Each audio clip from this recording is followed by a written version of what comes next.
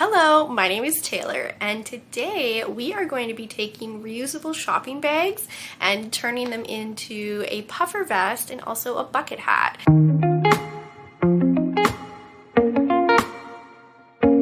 I have a ton of reusable shopping bags, so many bags, but obviously I don't use them all, and all it does is take up space.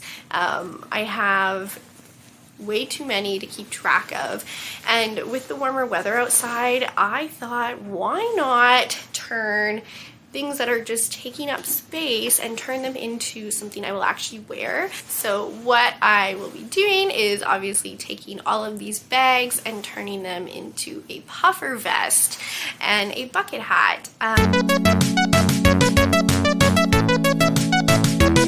Now these are going to be great because they're a little bit stiffer, which is going to work out nice because it will give the puffer vest some shape. Alright, so I'm quickly going to go ahead and drop a sketch of what I want this puffer vest and bucket hat to look like, so I will come back and show you guys that. Alright, so I have drawn up a quick sketch of what I want it to look like. So the colors that I have the most of are black and green. So I'm thinking I want to have the green throughout the puffer vest. So I will be having the pockets green, the collar green, and then the main part of the vest is going to be black. And then the bucket hat I drew as black, but I have a strong feeling I'll want it to match the vest. So I will probably incorporate green throughout the hat somewhere. But yeah, and then for the actual vest itself, I will be lining it with some stuffing to give it a bit of puff. So that's how I'll be getting it to look fluffy or puffy, is I'll be putting stuffing in between that and the lining. But yeah, and then all we'll need to do is put in a zipper and then pockets, and yeah, the puffer vest and bucket hat will be all done. Alright, now our next step is we need to take measurements for the puffer vest and the hat.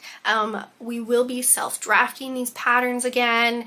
If you guys watched my video where I made this yellow coat, I think it was 2 videos ago, I already took my measurements, so that is actually going to save me some work for when I am self-drafting my pattern for these items. Now, one thing I do recommend is, you know, keep track of your own measurements, maybe in a book or on your phone. It just makes it easier for when you are, let's say, making the same clothing item or a variation, you already have your measurements down. Now we will move on to making the pattern. Alright, now in order to make the pattern, I'm going to need to actually cut open these bags. Now I'm going to be using all Farm Boy bags because I'm noticing out of all my reusable bags, this is the sturdiest fabric. So I'm going to cut these open so that they are flat, lay them out, and then put my pattern on top and trace. Alright, so I have cut out 2 big pieces from the bags. Now I will be sewing this middle piece together because this larger piece is going to be for the back panel.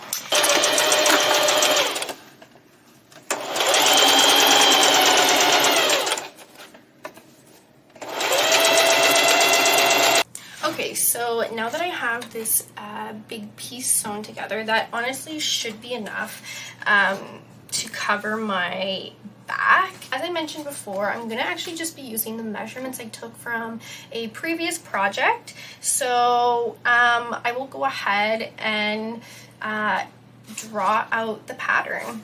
So really quickly, I just wanted to say, when you are drawing out your pattern, I just use regular chalk from the dollar store.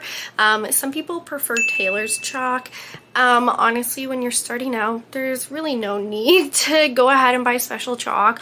Honestly, if you had sidewalk chalk, it would probably work the same.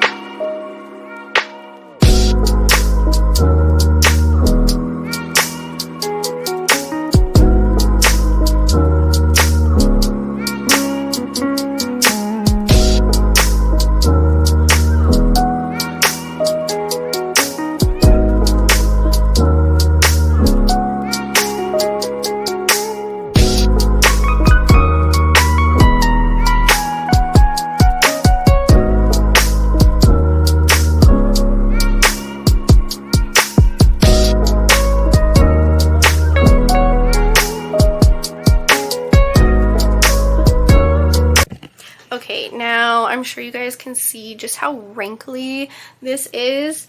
I was really hoping I could get away with not ironing it, but I totally have to iron it. Now, one thing I want to say about this material, I'm afraid it might burn. Just if you look at it, it almost looks like it has this finish over it to make it shiny, but I'm just afraid that it might burn a little bit. So I'm going to be using a very low iron setting. All right, so I was right. This material totally burns. I had it on the second lowest setting and that was too hot.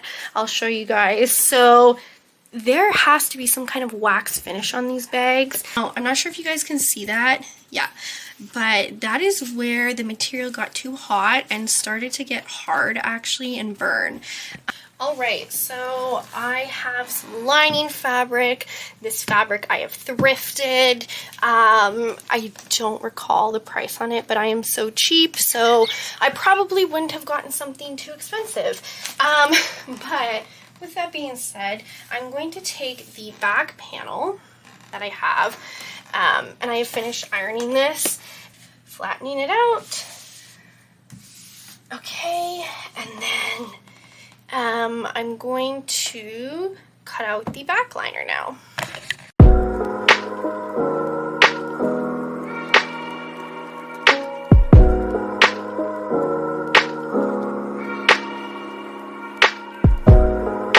Right now I'm cutting out the front panel. I'm matching it to the sleeves, okay? And obviously I'm going to be putting in a zipper. Now, the way, if you're making this for a woman's body, obviously you're going to need a bit more fabric in the front. So imagine this area is going to move up, but when it moves up, that almost means your fabric is going to pull in, okay? All right, so I wanted to walk you guys how I'm going to be pinning this. So I will actually be sewing it with technically right sides together. That means the outer layer of this. Also, Farm Boy should sponsor me because these would be really cute vests, by the way. Sewing these right sides together because what I want is a clean finish around the armhole. This is going to save me time. Obviously later I won't have to like hem the armhole. And then what I'm going to do, I'm obviously going to leave a little bit, oh, you can't see. I'm going to leave a little hole open at the bottom so I can pull it inside out so that we have the right sides out again. All right, so I was just saying how I actually have batting, and I realized as I was talking, I looked over, saw the batting, and I'm like, that would save me a lot of work from having to add stuffing and make sure it's perfectly flat. So here's stuffing, here's batting. To have your jacket really puffy, I would do stuffing. All right, to save myself some work, I have just decided to go with the batting. I don't have to stuff it, spend time stuffing it. I can just simply lay out my batting and cut out the same shape and it's all good to go.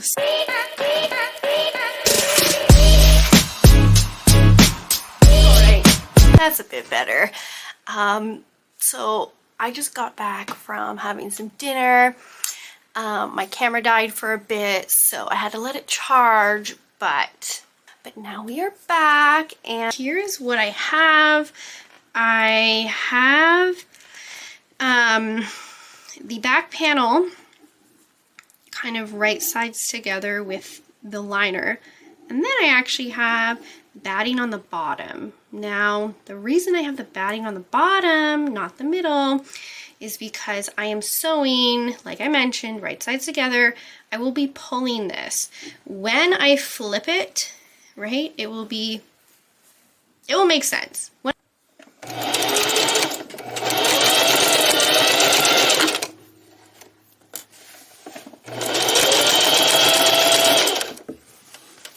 All right, guys, I have just finished sewing this back panel. Now I will show you what I mean when I turn it inside out. Hopefully I left the hole big enough. I'm gonna try to push all this through.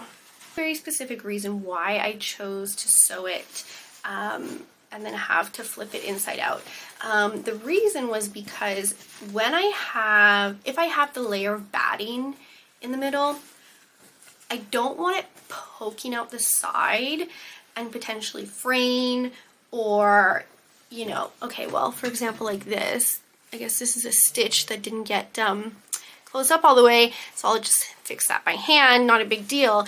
But basically, I didn't want, you know, any of this poking out and fraying or getting, you know, on the garment and things like that. So I basically wanted to have it inside out for a very specific reason.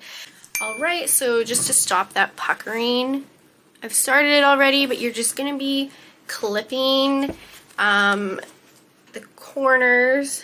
So you're just going to be clipping the corners so that the material can basically have room to spread open rather than being too tense. Oh, here, I'll show it this way. So the material basically has room to spread open and allow for movement. So as you can see, the puckering definitely went down. It's actually sitting really nice. So I also clipped around the neckline and the other sleeve. My brain has stopped working. So I have finished sewing the front panel. I have left the part where it will come to my middle of my chest open on purpose. That is where we're going to put the zipper.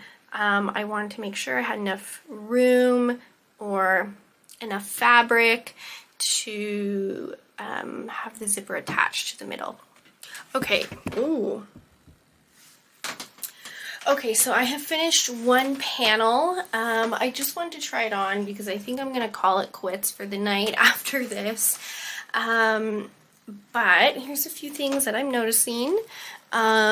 This sticks out a lot. There's a really easy way to fix this. So let's say you are sewing a vest or any sleeved garment and you're noticing it sticks out. Structured fabric like this is going to do that more. And then B, the way to fix that is simply pinching that and sewing down. Because right now, as you can see, it's open. This would be great if we were putting on a sleeve, right? It would give us lots of seam allowance and fabric to work with if we were putting on a sleeve, but we're not. We want this to be a little bit tighter to our body. So what I'm going to do is just sew on a triangle at the end and pinch that in. So I have put on the pockets. Now, I already lost my zipper again. Oh boy. I just had it. It was under my feet the whole time. The only color zipper I had that was long enough is blue. This totally left my mind that I had to buy a zipper, but it really leans into the whole reduce, reuse, recycle theme we're going with here. And I actually really think the blue kind of pops against the black and green. Like, it's kind of cool. Howdy there. Okay, I was going through my old stuff at my parents' house and I came across my old cowboy hat. I'm from Alberta, but I currently don't live there. But actually this summer, I'm going to the Calgary Stampede and I am so excited. So I will be transforming this hat when it's time to make that video.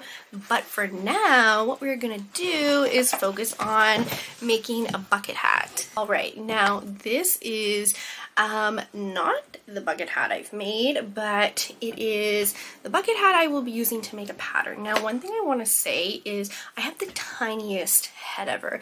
If I pull this down all the way, it like fully covers my eyes. When I take my pattern from this hat, I will be downsizing it definitely by a few inches.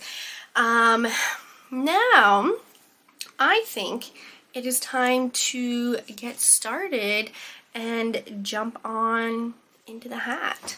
Alright, so it is a bit of a fabric explosion around me. I am working on another really big and exciting project. If you follow my Instagram, you will have already heard a little bit about what I have coming up in the spring. But if not, my next video that I'm planning to work on will be talking all about that fun project I have coming up. So anyways, that is why this room is a little bit of a mess right now. But with that being said, I am going to go ahead and start the pattern.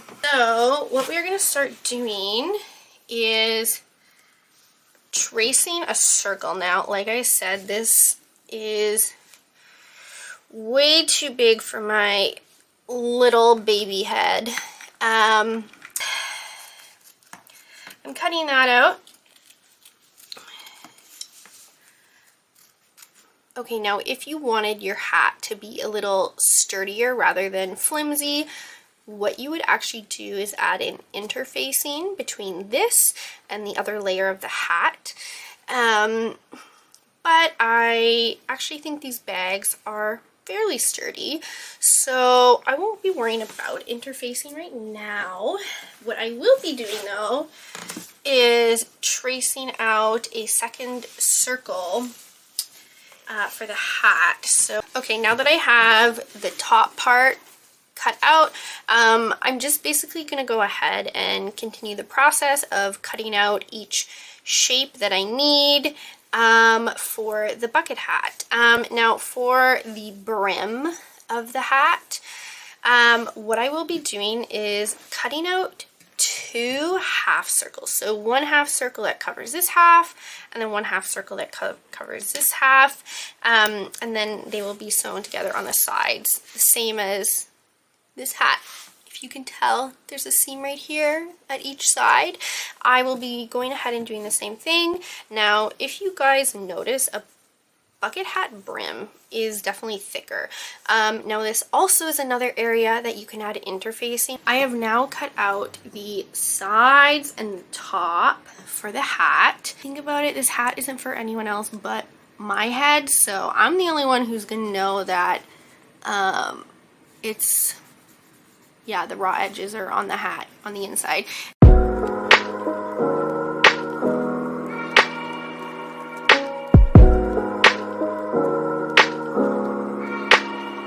Okay, basically, there we go. Look, you can already sort of see it coming together. So I have all 4 pieces cut out. So we are now going to sew this brim with right sides together because we don't want any raw edges on the outside of the hat. So we're going to do bottom, right sides together, same with the other set, right? Okay, so I've sewn it right sides together.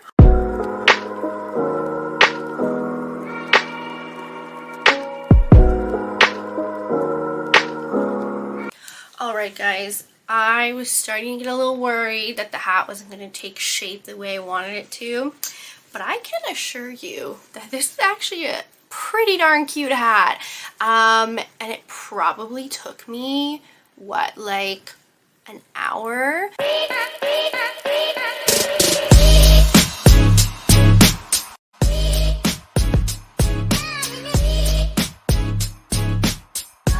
So I have finished the completed look, made completely, well, I'm saying completely, the parts you can see out of reusable shopping bags, and anything else that wasn't reusable shopping bags, I either thrifted or took off an older piece of clothing.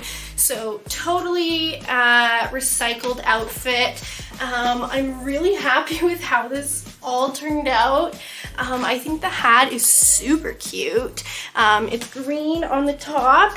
I actually left in the Farm Boy logo and the dollar store logo because if you know me, those are 2 of my favorite stores. So I want to rep them. But yeah, I just think this turned out so good. And I hope it inspires you guys to make something out of things that are just taking up space. And I would also like to say, these reusable bags, all of them were either free, you know, given to me, or when you go grocery shopping, they're like $1. So super cheap fabric if you're trying to think of something to make. Okay, so I would like to say this hat was a super easy beginner project.